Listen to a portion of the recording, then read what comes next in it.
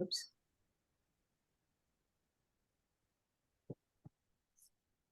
I'm gonna wait like maybe one more minute. It's only 3:02, and then we can start.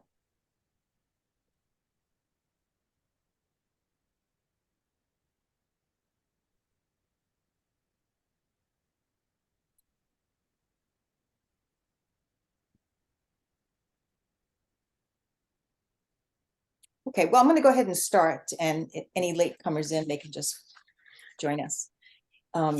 So thank you, everybody, for showing up on this glorious, sunny, beautiful day here. Hopefully, everybody got their walk in and did whatever they needed to do before this meeting. But I'm really pleased that Amelia Reynolds decided to go ahead and give us her talk today. Velda had recommended her because she had heard her talk in a different venue. Here comes all the latecomers.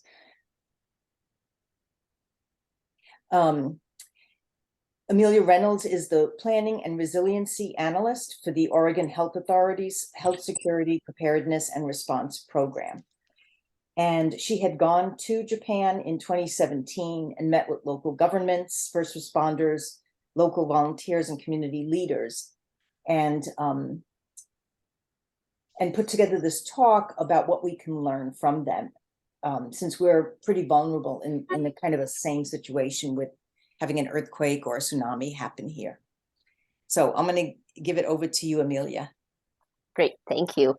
Yeah, as mentioned, I'm Amelia Reynolds. I do work for the Health Security Preparedness and Response Program, which is sort of a very wordy title, I think, for a program that essentially does public health emergency preparedness for the state of Oregon. I created this presentation and went on this trip as part of my master's program, and then working through the organization that's hosted out of Portland State University called Initiatives for Community and Disaster Resilience. They host individuals from Japanese universities to learn about Oregon business and things like that. So there's a constant kind of flow of information back and forth. I like to mention that because it really created this relationship between the two universities and two cultures that allow for these conversations to happen in a way that I think would not have been possible had I not been a student through this organization. So I like to give them kind of the shout out that they allowed for these conversations to happen. And as I go into this presentation, I do like to give kind of a couple of heads up. This was a huge disaster and event, and part of talking about what that means that we're going to talk about things like mass fatality. We're going to talk about situations with negative outcomes where lots of individuals pass away. So we are going to talk about some of those details. I just like to give folks the warning that some of them are pretty rough and sometimes hard to get through. So I just do that first. The second piece is I enjoy questions and making sure that I'm giving information that is relevant to what folks want to know about. Feel free to raise your hand or put things in the chat. If I can't work them into the presentation, I'll make sure that we have space for them at the end. And if I don't see something or I don't see a hand raise or you just want to jump in, please go for it. Otherwise, if you want to put yourself on mute, I find that pretty helpful. But please feel free to jump in with questions and follow-up items. There will be time at the end for questions, but sometimes it's hard to wait until the end to get those in there. So with that, I just want to get a quick check that I've had the slides up, but you see the main title slide and the correct version. Okay, getting some head nods. So Amelia, it looks like you're sharing your speaker's side because we can see the next slide, for instance. Is that better?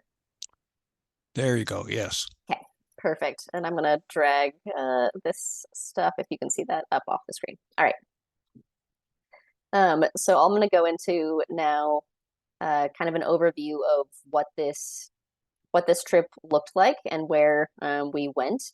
Again, it was already mentioned that this was in 2017. So this is actually 6 years after the event took place, which meant that folks were well on the way or in the middle of, I should say, into recovery. But Sendai is one of the first places that we stopped. This is a very large city, about 2 hours by bullet train north of Tokyo. Tokyo is going to be a little bit further south here, but these stars are kind of where we stopped. Ishinomaki, Rikuzen Takata, and Iwaki City are definitely more of these rural fishing and tourism based locations. And tourism mostly from folks within Japan. I think you don't receive a lot of tourists from folks outside of Southeast Asia to some of these smaller coves. But I do like to use this map to kind of draw the connection between all the different coastal areas and the coves that are associated with each of these cities. There's a lot of similarities to the Oregon coastline, both in geography and in industry. So with that, I will go into kind of an overview of what the overall impact was of this event in Japan. So over 217 square miles of land was inundated by the tsunami waters. And then the next kind of put things in perspective fact that I like to share is that the tsunami at the highest height was 133 feet. So this picture that I'm sharing is one that I took while we were there in Rikuzen Takata. And this sign that you see with the blue arrows on it, those blue arrows represent the height of the water at the peak of the tsunami. And below that is a car wash, like ones that you would see attached to a gas station, same sort of setup here, standard size minivan there to the left. So that gives you an idea of how high these waters were. One of the reasons that this area got such high tsunami waters is that all the different bays, as the tsunami waves came in, funneled the water into these more narrow areas. And so it came in faster and higher at those areas. So the next piece of that is the 15 to 50 miles per hour at landfall. And I like to draw the comparison here that even water that's only a couple feet deep, moving at 4 to 5 miles an hour, is able to move a car. So this is what destroyed a lot of the buildings. The reports of casualties, and a lot of this stuff we go into a lot more detail in future slides, but some of these reports that we were able to review said that the casualties were around 1,600. Casualties include both injuries and deaths. So at the time, over 2,500 were still listed as missing. Japan does not tag missing as deceased as quickly as we might in the US.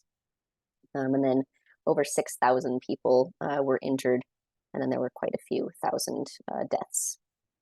It was estimated that the economic impact was around 235 billion, and which is just a significant amount, and it was still growing as they were doing reconstruction efforts. Some of the initial impact was that over 4 million people lost power. So that would be the equivalent of the entire state of Oregon losing power at once. And then 2 million of those without power for over 10 days. There were significant lasting effects on the power grid from that. And then over 400,000 individuals were displaced. And then when we were there in May of 2017, it was still 94,000 were estimated to still be in temporary housing or not returning to home in some way, shape, or form. We'll get into that in more detail because there were some really good lessons learned in that area. So the photo that I shared with the blue arrows, I'll go back real quick. That photo was taken from this building on the right side of the screen. You can see the tsunami photo on the building itself. This is at like a roadside rest station. That's why there was the gas station and the car wash on the other side. The photo on the left is from the inside of this building. This building has been left as a kind of a piece of memory from this event to remind folks, one, how much damage it caused, but two, how high the waters got. So this on the back side of the slope is basically like stadium stairs that you would see at even just like a simple arena that you'd go up. It was served as an evacuation point for smaller tsunamis. And there, we took the photo from the very top looking down at that gas station and car wash. But there's actually a video that you can find. I can see if I can find it after this. There's a video on YouTube of two individuals that went up to the top and they were filming the tsunami waters as they were coming in and ended up stranded there and having to be rescued by a helicopter. But they were standing on the very tip top of that building, no longer in like the evacuation area that was set up with like open flat areas. They were standing on top of it to try and get away from the tsunami waters. So again, just putting a little bit of this impact in scale. All right, a little more overview information and what the effects look like, that this was a triple hazard event. So there was the earthquake. We're at about 12 years exactly here. It's what, March 15th, and this was on March 11th of 2011. It happened at 2:46 in the afternoon. That was actually a really positive thing because folks were up, they were awake, they were about their regular days, they were alert when it hit. It was clocked at a 9 on the Richter scale, the 9.0. That is over 4 minutes of shaking. And I think most things that we're used to are somewhere between 30 seconds and a minute for pretty significant earthquakes. Because of the type of fault that happened, the ground actually snaps and then drops as the plates kind of rub together like this and then release. It's the same type of fault and plates that we have here on the coast of Oregon. So it is actually a direct comparison of what we might experience. So in Ricos and Takata, where those photos that I was just showing were taken, the ground did actually sink 3 feet when that plate released. One of the cool things that Japan has that we do not is that they have an earthquake detection system for their power grids. So a lot of the power grids in these rural areas automatically shut down prior to the full strength of the earthquake and tsunami hitting. And that prevents things like fires and increased damage. And so the earthquake, again, because of the infrastructure they have there with buildings and all that stuff, the earthquake itself did not cause a lot of the casualties, deaths, or building damage. It was the tsunami that came in and did most of that and caused over 90% of the deaths and injuries. There are some other factors that took place that caused folks to either not evacuate or not think that the tsunami would be as bad as it was. There was an earthquake a few days before in South America that because of the shared ocean situation, they got a tsunami warning a few days prior that ended up not having any validity to it. And so they had essentially a false warning a few days before. So folks got a tsunami warning for this event and they said, oh, it might not be a serious alert, and they didn't follow it. In addition to that, the tsunami warning was wrong. They said 9 to 10 feet, and the majority of them were 3 times that at the lower ends, right? That was the 133 was like the extreme, that was the highest. But giving that reflection of, incorrect and the worst case scenario. The third piece that I think a lot of folks heard about in the international scale that affected commerce was the Daiichi power plant that was affected by this. On the nuclear scale of disasters, it was 7, which was considered a major event. That is absolutely one of the bad news ratings. And some of the key things that affected the response and recovery here was the initial versus revised evacuation zones. In the emergency management world, you have folks who do all of the wind plume direction and stuff for these kinds of things. Those folks were so impacted by the earthquake and tsunami that it was hard to, forecast what the evacuation areas were effectively when so many folks were affected themselves. The other pieces here were kind of the unique medical needs of the evacuees, and then contaminated waste and water, which I'll get into with some photos there. So I'm going to kind of do a deep dive with examples on some of the major challenges that they face, knowing that some of these will be things that we see here in Oregon if we see a similar, when we see a similar sized event. So I already covered the loss of power, but kind of how they handled that in more of the long-term situation was that there were rolling blackouts to try and taper who was out of power and for how long. They changed, for example, in Tokyo, they changed people's work schedules so that there were different shifts and like different floors of different buildings turned off their power. They put public notices out on like how much power was being used. They cut back on train power usage and things like that. It was definitely a real collective effort from the community to make sure that power could stay on at some level for the recovery efforts and for just keeping the economy going. One of the other things that came through with that was the fuel and water shortages. Same thing here, we lose power, you lose water pressure in your systems. So there was a lot of challenges there. And then with fuel, getting access to things and the amount of extra fuel that was going to the recovery and emergency response efforts. So they had to kind of, they had to make decisions of who got access to fuel first in a short-term and a long-term sense. So first responders for recovery and medical response type things, and then long-term for the construction and clearing of debris. How do you prioritize who gets fuel first? It's definitely something we're looking at the state level with backup generators and things like that for hospitals. Talking about communication failures, this is where we'll do one of the more personal stories that's pretty challenging to hear. But I mentioned the lack of clarity on the tsunami alert and some of the other things of folks didn't evacuate right away, or they went back to try and help loved ones or seniors, or folks thought, oh, I have an obligation to be at my work, I'm a public servant, I'm going to go back. And didn't have an idea of what the ongoing risks were, and had some pretty negative outcomes there. A piece of that being that I use the example of I have a satellite phone here sitting at my desk. In a previous world, I don't know if I would have had that satellite phone with me, and it doesn't necessarily go with me when I travel unless I'm in a certain area that doesn't have service. But the tsunami came in and kind of destroyed the infrastructure and washed away a lot of the devices that folks would rely on for backup communications when there's no cell communication.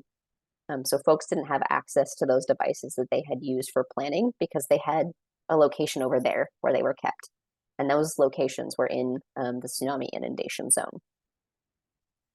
One of the ways that this had a really big impact was the initial request of resources in the first few days after the event.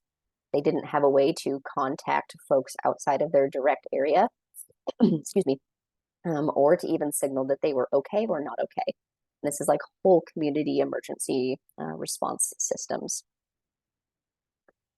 The final piece of information that I'll share around the communications failure is the challenges sometimes around personal information protection laws. I will say that there is a very clear distinction between how Japan operates and how we would be able to operate here in Oregon. Their regulations are a lot more strict than ours.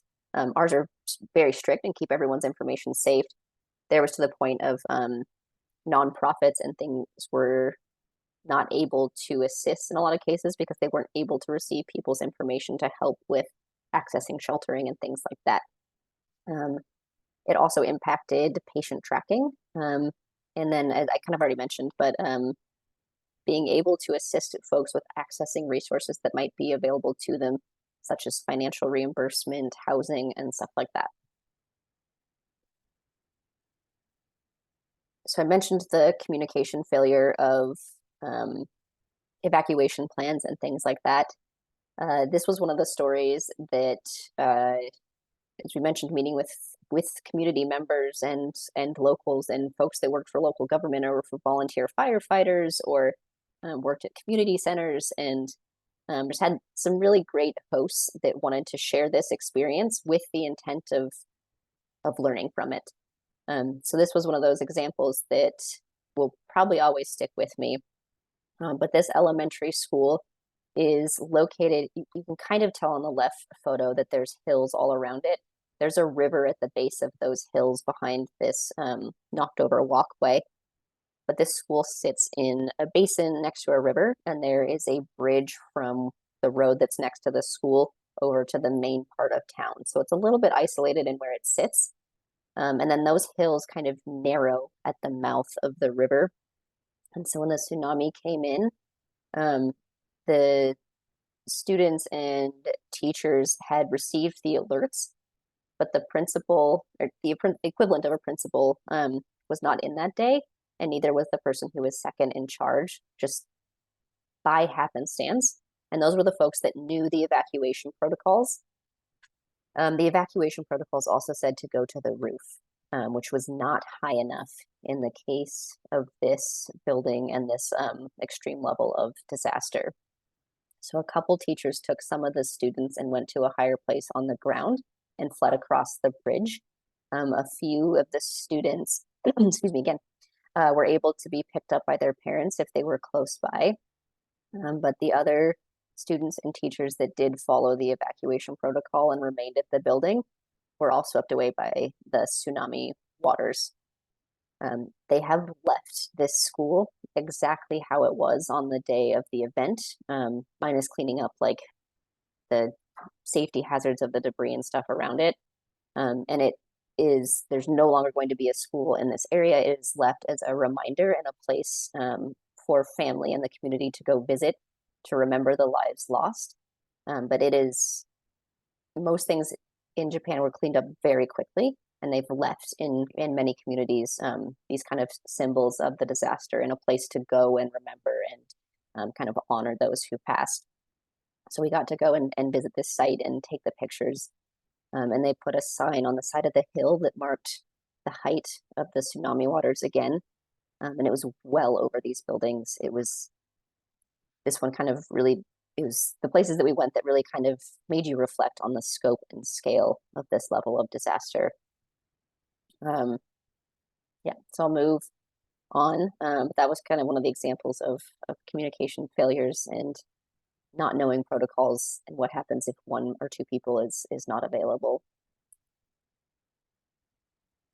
So going into some of the more details, and these are things or topics that are really impacting like what agencies or volunteers are working on after and during a disaster. That's why we're diving into these types of topics. So debris management became huge. And I mentioned the comparison between their coastline and photos between the Oregon coast. There really is a lot of similarities. And I think about that every time I drive out. I go to Netarts all the time. But over 1 million homes were damaged or destroyed by the tsunami waters. And then we use the example of Rikuzen Takata. It has, much like many parts on Oregon, evergreen pine trees all along the coast and kind of a coastal mountain range. When the tsunami waters came over those hills, it essentially uprooted the trees and then turned them into floating projectiles in the tsunami waters. And then when the tsunami waters receded, we had these 70,000 pine trees blocking roadways, entryways, any place that water was being funneled, which is often where the roads are. Those trees were blocking. In talking with a lot of the first responders and folks that were working the initial parts of this response, one of the commonly reported things that I hadn't thought about was that most of the injuries after the event came from stepping on sharp objects and not being aware of the debris. They didn't have a way to clear it. They didn't have materials, and they didn't have, a lot of them have steel-toed shoes, but the base didn't have steel in it. So puncture wounds were very common coming through the bottom of people's feet. It did take over 72 hours for the tsunami waters to recede to a point that you could still manage. And then with that, everything was covered in a very thick, heavy layer of mud from the amount of earth that was moved from this much water and shaking. One of the examples that we saw was they shared this with us, so I don't actually have the photo, but they had taken like folding tables from a conference room and placed them between the buildings. And folks were walking on top of the tables instead of in the mud and debris to get between stuff. I kind of had already mentioned the debris blocking stuff. That left these communities absolutely isolated, nothing in or out for weeks. None of the roads were accessible, none of the passes were accessible, and they couldn't get equipment in or out. So I don't know if folks remember, but it was a news story here as well that the US military brought in aircraft carriers and parked them off of the coast. And they were using helicopters to lift equipment off of the carriers into these towns to clear some of the debris. I think it was called Operation Tamagotchi. You can look that one up as well. With that, there was a lot of, as I mentioned, like all the homes destroyed and isolation. There was a lot of need for sheltering and housing in the initial parts after. And there were two categories of sheltering. There was the initial 3 or 4 days after when the floodwaters were in, and then transitioning to more long-term sheltering after that. I think they had a little bit more planning and stuff than we might have here in Oregon. So I think that 3 days would probably be a little bit longer. But over 400,000 folks were displaced. And because of the isolation, a lot of these shelters that had been identified ahead of time and stocked ahead of time experienced a lot of supply shortages.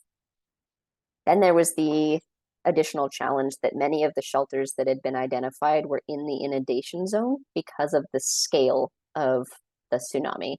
It was, you know, it would have been fine for the other 99% of earthquakes that they experienced, but the 1 in 300 years event, it was not prepared for. A really common theme as we moved through these towns was also the generators failed.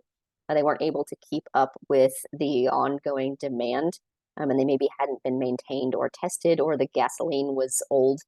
So there were some challenges there. And then a simple and basic thing, but that was, you start to say like, oh, like I've heard about this, 5, 6, 7 times. I think it had a lot bigger impact than you would necessarily think of, was a lack of personal hygiene materials.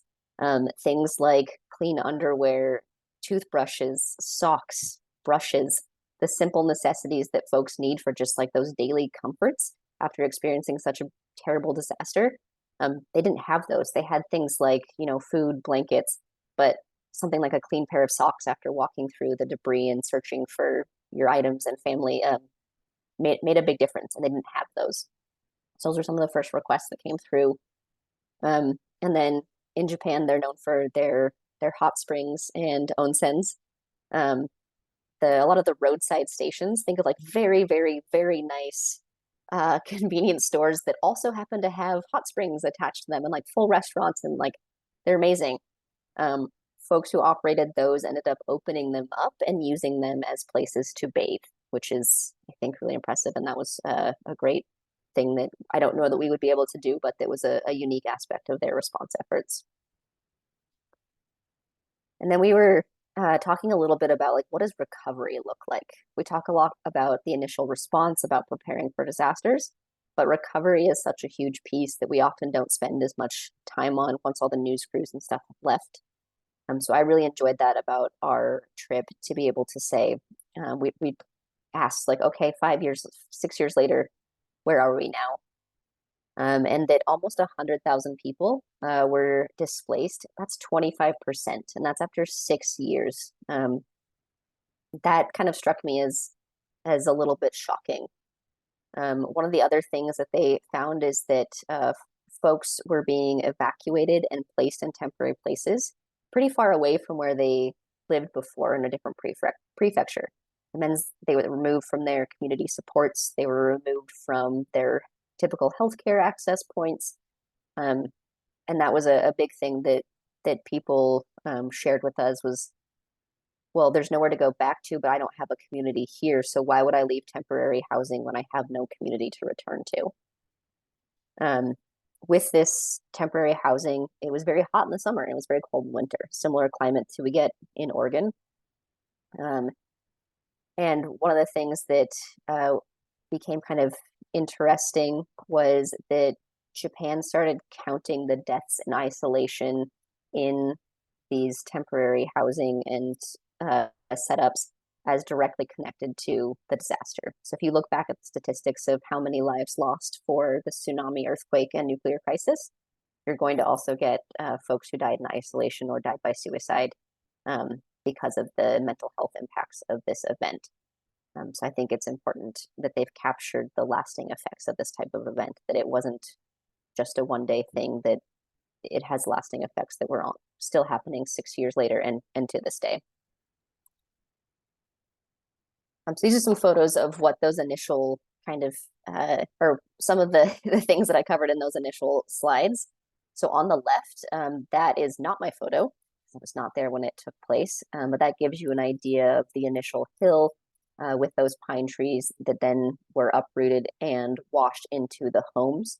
That is the tsunami water actively coming in over the seawall, the natural coastal barrier, and into the town. On the right side is a photo that I took. This is in 2017. That is the temporary housing blocks. They were still building more. And I would argue that it was not very community-based. There's no support, no place to convene and kind of live. It was very much so temporary housing. And you could get that sense just by going by it.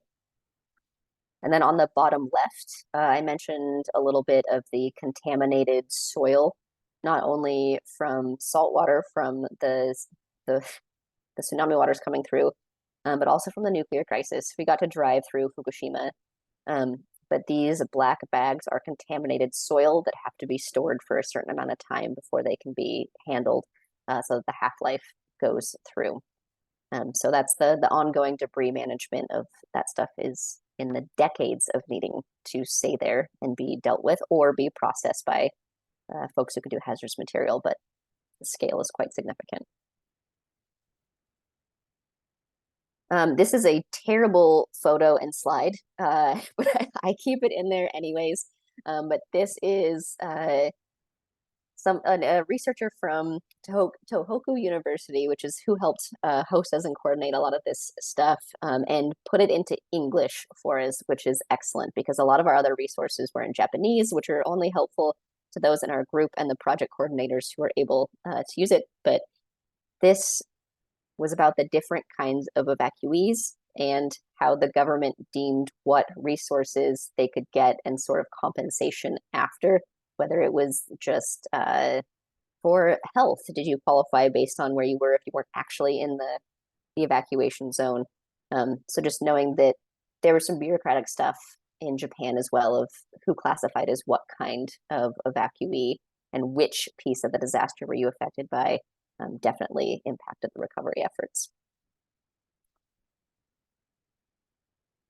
All right, this is another kind of table, again, translated for us when we met with these folks at the university.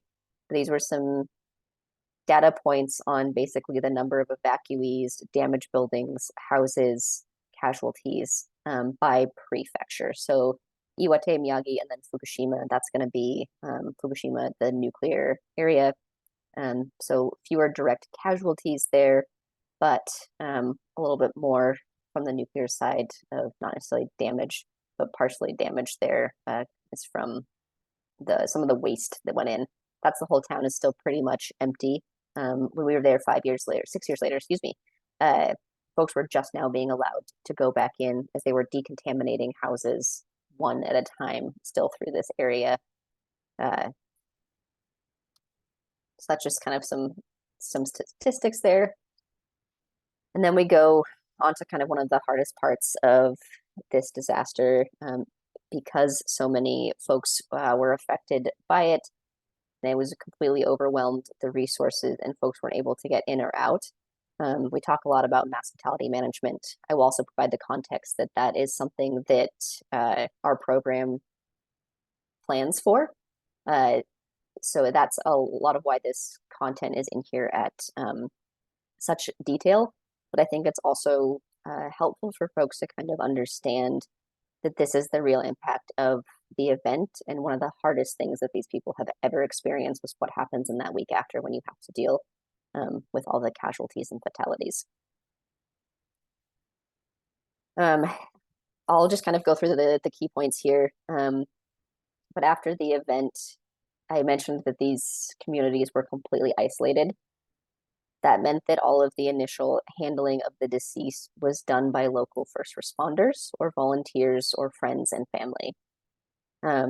When the first responders, and most of these towns operate on volunteer fire departments, and that was who shared a lot of this information, was volunteer firefighters.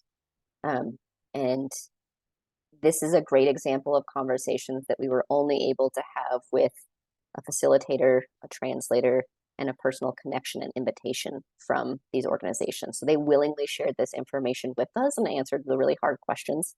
But just know that this came from a volunteer firefighter in some of these small towns. So the volunteer that we spoke to said that he kept a notebook, and he noted where he found people, if he knew them. These are really small towns, folks did know each other, and wrote that on a piece of paper and then tried to leave that with the individual. This was by far one of the most challenging situations that any of these first responders had ever seen. Many of them left the field immediately after. They did not resume their positions as volunteer firefighters or first responders in any way. I mentioned the heavy mud and debris and silt. They used river water and any access to clean water to clean the mud off of folks to help identify them. After the first responders and kind of those first 3 days, the Japanese self-defense forces, they don't maintain an active military, so it's referred to as the self-defense force. It's much more similar to our National Guard. But the self-defense forces came in after 72 hours, but they were not able to navigate on their own because the geography had been changed so much. Buildings were gone, there were none of the same landmarks, there were no roads, and so they still required the assistance of the folks who lived there to help them navigate who lived where the main populous areas were, where the evacuation places were. So throughout this, even though they had the self-defense forces here, who's on the left in this photo, they're the ones that came through at the end, and they're trained for this. That is one of their main functions, but it was also, of course, very hard on them. Same thing as the shelters, buildings that had been designated for mass casualty or mass fatality events were destroyed in the tsunami. It was also an overwhelming just number of folks who had passed, and they had to use temporary graves. This is a subject that we talk about in planning for other things because cremation is the primary method of funeral and not as much burial. So waiting for access to a crematorium that also required access to natural gas, but those pipelines had been disrupted by the earthquake and tsunami, and there was no infrastructure to support. So they had to use temporary graves, which is absolutely the worst case, last resort response to this kind of event. So you can see that here.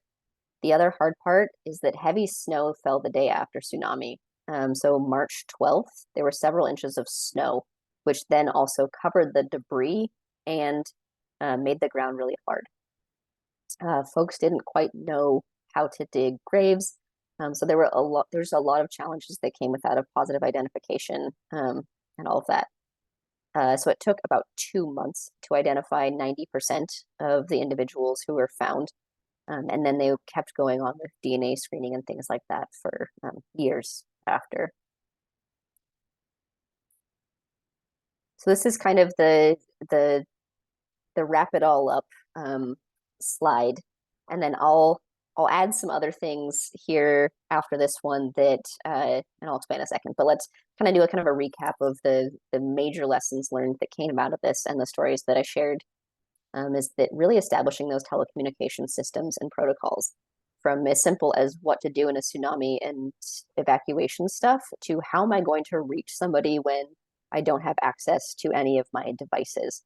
whether that's the agency or just a plan for the family. Every single place we went mentioned, one, save yourself, don't go back for family, which was really hard to hear. And two, to make a plan, practice it, understand who does what, how, why, when. The other piece that we talked about was including outside agencies in any drills. That's definitely more towards like response organizations. But these were folks that had never worked together. And so trying to establish those connections and communications during was much more challenging than had we engaged with folks before.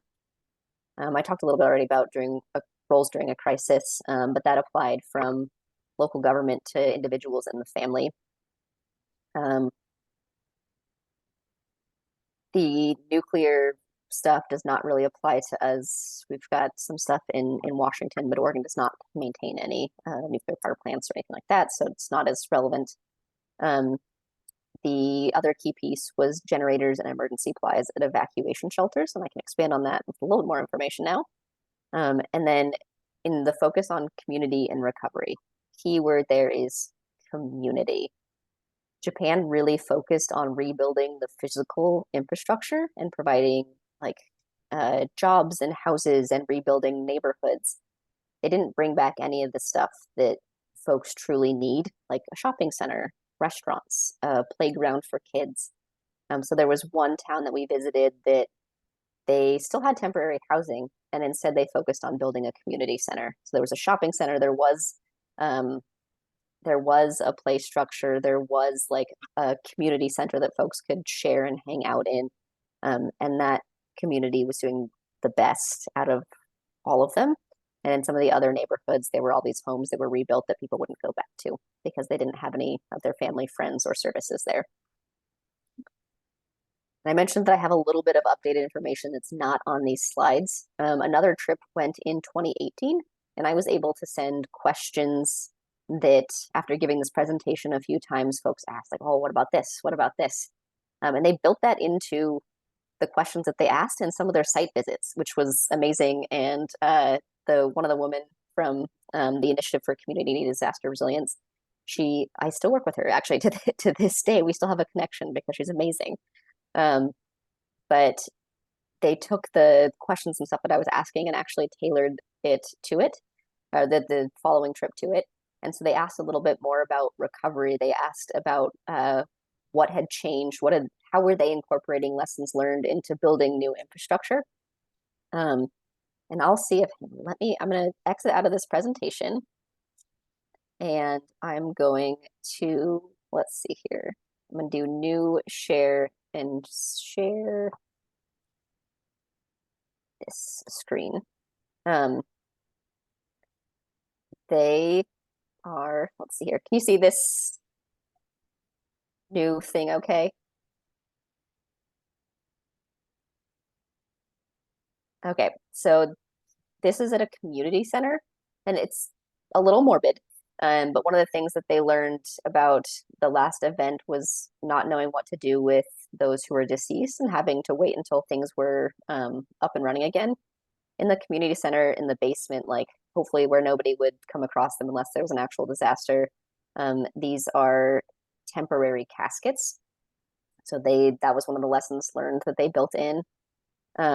But this is the piece that I thought was absolutely the coolest, is that at this same community center, they rebuilt the entire thing with an eye towards being a shelter, knowing that if you build these high service level shelters, they're very expensive and they don't get used very often. And that's the whole thing, is that we don't need them until we do. So they built these features into the community center, and these manholes outside, the lids pop off, and then in storage at the community center, which is built to withstand the earthquake and is far outside of a tsunami inundation zone, these are tents and portable toilets that are able to be attached to them so that folks can use the manholes in essentially like a makeshift porta potty outside of that. And then the water from the swimming pool has been set up in a way that it can be used to flush the temporary toilets. And if that's not like the coolest piece of innovation that I've ever seen at a temporary shelter, I don't know what is. And the other piece is that some of the benches have built in the ability to become like outdoor cooking stoves. You just hook up fuel and stuff to them. So it's just kind of like cool things to see happening of what does innovation look like, the people finding ways to move forward, rebuild, and do better next time. I usually like to end on that note of they're still finding ways to do mitigation and build it into a community space. So with that, I will stop sharing and open it up for any questions, comments, or anything folks have.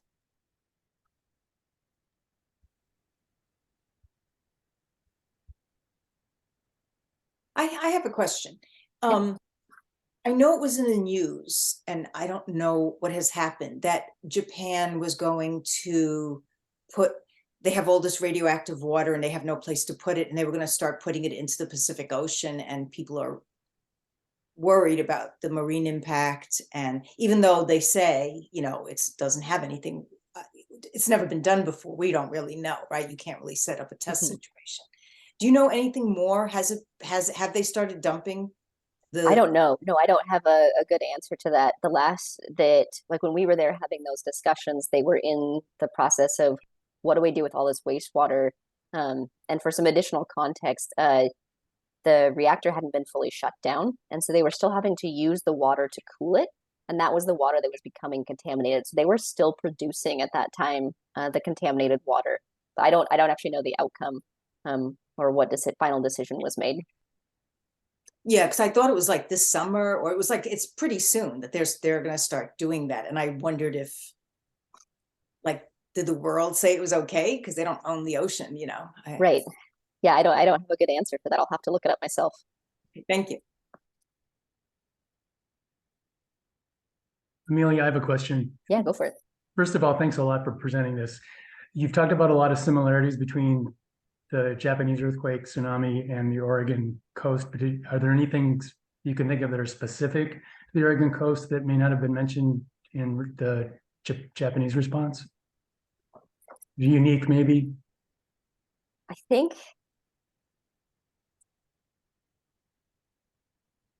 one of the biggest differences in my mind, and I wouldn't say that it's necessarily unique to the Oregon coast, but it's to American culture. Japanese culture and American culture are very different.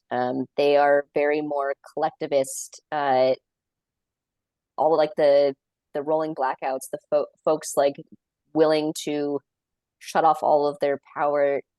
They don't have the same setup of corporations and kind of independence that the American society does. There's a fundamental difference there. No value statements at all, just knowing that they are two different cultures. That meant that in the way that folks were sheltered and the way that supplies were handed out, I think would go a little bit differently in a US population versus a Japanese population. The other piece is that we have, I think, a lot more resources close by. Although our coast will be completely cut off, there will be non-impacted areas that we can access more closely. We're not an island. So I think that that's a key piece to say that's different about the Oregon coast is that we'll essentially create, and I've used some of the OSU studies, but we'll essentially create islands along the Oregon coast because of the bays and bridges and road infrastructure. So we have communities that become islands, but it's not that folks are having to travel across the Pacific to support. We have better systems and stuff in place. The second piece that I'll say that is a distinct difference for the Oregon coast is the building infrastructure. We've built very close to the coastlines. We're up against slopes, and our buildings are not rated for 8+ earthquakes, if even 6. And that is absolutely not the case in Japan. They have auto shutdown of elevators. They have auto shutdown of all of these things. We didn't know for the longest time that we were in an area that was prone to that level of earthquake. So our building codes and structures haven't caught up yet with that knowledge. Thank you. Amelia, thank you also for an excellent and well-structured presentation. I went on a trip with that group 2 years after the tsunami, and I was going to ask you later who is leading it, but you've done such a clear job of seeing where things are similar and where we need to be looking for something different. So thank you. Yeah, of course. And I'll put the link. Sorry, I have a second screen up here that I'm looking at. I will share a link to the Initiative for Community and Disaster Resilience. Things, of course, changed during the pandemic, and they have altered the way that they operate. But they also host a speaker series relatively often that brings in folks from different places and among organ agencies, community-based organizations, and things like that. But you can see there that there's who the team is, what they do, and so it's nested within Portland State's Center for Public Service. So it's kind of a program within a program there. But they're really some lovely folks, and they're taking it from the university and academic perspective of community preparedness and disaster resilience.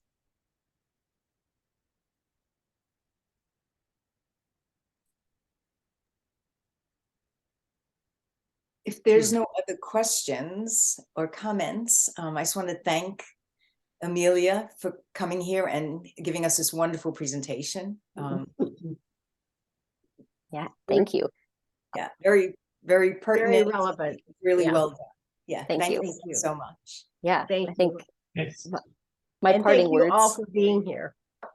Mm. Yeah, I appreciate the more folks that kind of learn about it, think about it. That was in most of the conversations that we had, the volunteers and folks that we spoke with asked us to share.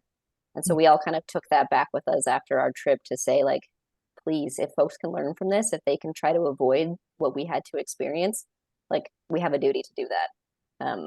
So I've tried to take that one to heart as much as I can.